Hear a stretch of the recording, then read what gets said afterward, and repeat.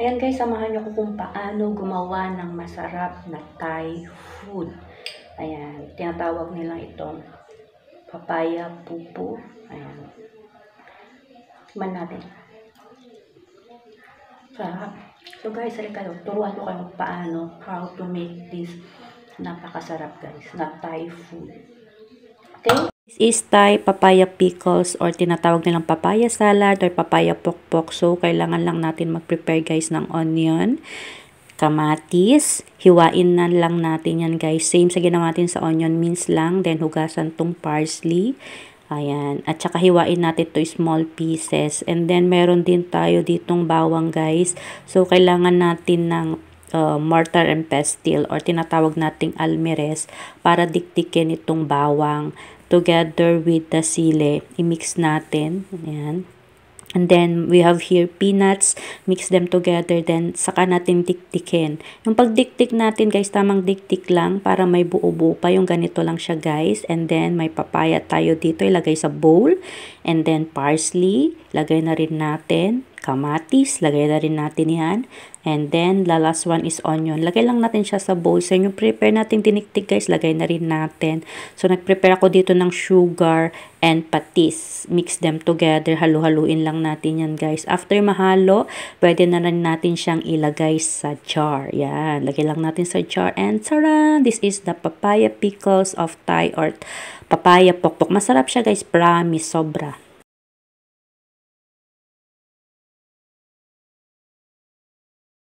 So, yan guys, may gulay ako dito. Tinatawag itong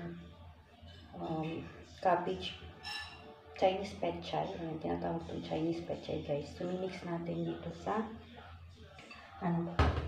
papaya pupu kung anong lasa niya guys.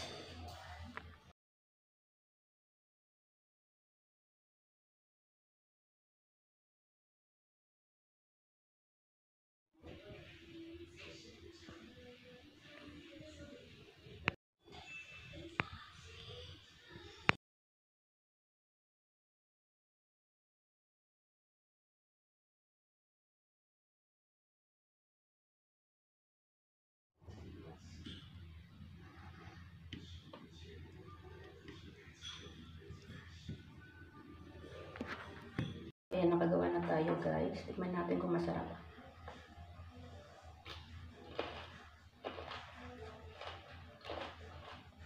Masarap siya. Promise, masarap. Promise. Try nyo to. Masarap guys. Sobrang sarap. So, masabog siya sa bunganga. Promise, sarap to. I recommend. Gawin nyo na to. Napaka-healthy na food. Promise, super healthy. Try nyo to guys. Sarap.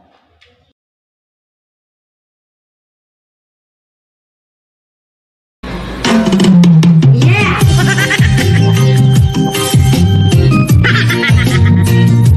Putang ina.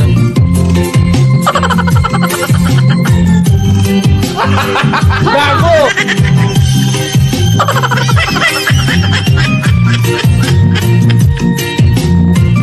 Putang ina guys.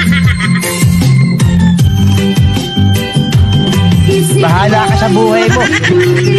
Nawawala, nandito ang kulat mo'y parang ito, unti-unti naglalago. Sarili ko lang sa'yo, nakaraan ay tanggapin, at ang ngayon ay harapin, ang bukas mo'y Natabimi kayo ano?